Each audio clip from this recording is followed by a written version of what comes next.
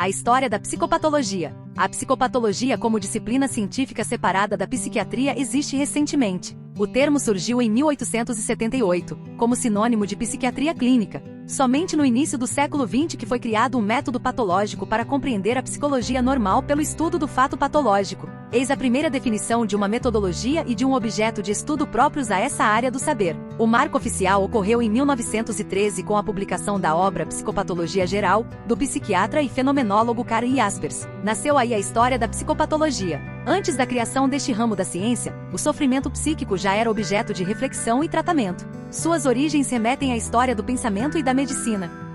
Psico se refere ao psiquismo e se origina do termo grego psique, que deriva de psiquem, soprar, respirar. Significa sopro ou princípio vital, ou seja, o mesmo que o termo latino anima, alma, o que nos anima nos dá vida. Psique é a alma individual personificada, psíquico é o que diz respeito às coisas da alma. Esta disciplina trata assim do patológico referido ao anímico, que se diferencia e de certa maneira se opõe ao corporal, ao somático. Quanto à patologia, recordemos que logia vem de logos, palavra que significa estudo, pensamento, discurso, razão e se refere à ciência ou estudo sobre algo, no caso, ciência dos fenômenos patológicos do psiquismo. E quanto ao prefixo de patologia, patos tem um sentido etimológico de passividade e sofrimento e é por isso que dizemos que o doente padece. Porém, patos também é sinônimo de paixão e significa muito mais que doença. Em sua origem, esse termo se referia a tudo que afeta o corpo e a alma em um bom ou em um mau sentido, assim como a qualquer estado psíquico agitado por circunstâncias exteriores, por sentimentos agradáveis como amor, prazer, piedade ou negativos como pesar, aflição, tristeza, cólera, ódio ou dor, ou seja, antigamente não tinha o sentido de doença que hoje é evidente no termo patologia e foi concebido como movimento, uma agitação que vem de fora, daí a noção de passividade.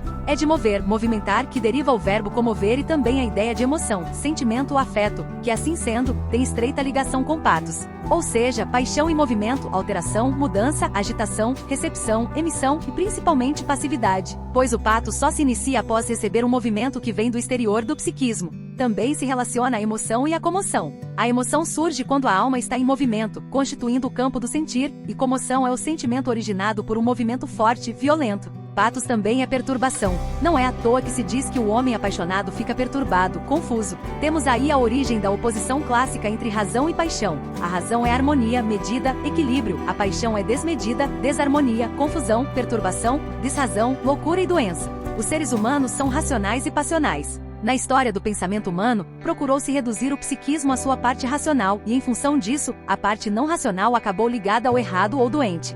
Porém, não é preciso resumir o estudo do patos à sua dimensão negativa. As manifestações ditas patológicas não se restringem ao desequilibrado ou à doença, ainda que patos acentue uma ideia que incomoda, estar passivo, à mercê de algo. Talvez por isso, estar sujeito às emoções ou paixões seja considerado pouco saudável. É a capacidade exclusivamente humana de ser racional que permitiria uma ação voluntária, ou seja, uma ação que se origina em nós mesmos. Ao contrário, as ações involuntárias, aquelas que não determinamos, nos aproximam de outros seres vivos para os quais só existem movimentos do patos opostos à razão e ligados ao corpo, instintos, apetites, impulsos, desejos, inclinações, sentimentos. O que nos diferencia dos animais não seriam nossas emoções, mas nossa razão. Esse é um dos motivos de se considerar o campo psicopatológico negativamente. Não valorizamos nossa parte animal, instintiva e racional. Se paixão é desrazão e sofrimento, se há uma articulação interna entre paixão e loucura e entre loucura e emoção. A história da psicopatologia deve abarcar o estudo de tudo que se refira ao não racional no homem. Quem pretenda estudar o psiquismo ligado ao patos necessita, assim, se perguntar sobre os movimentos e alterações desse psiquismo,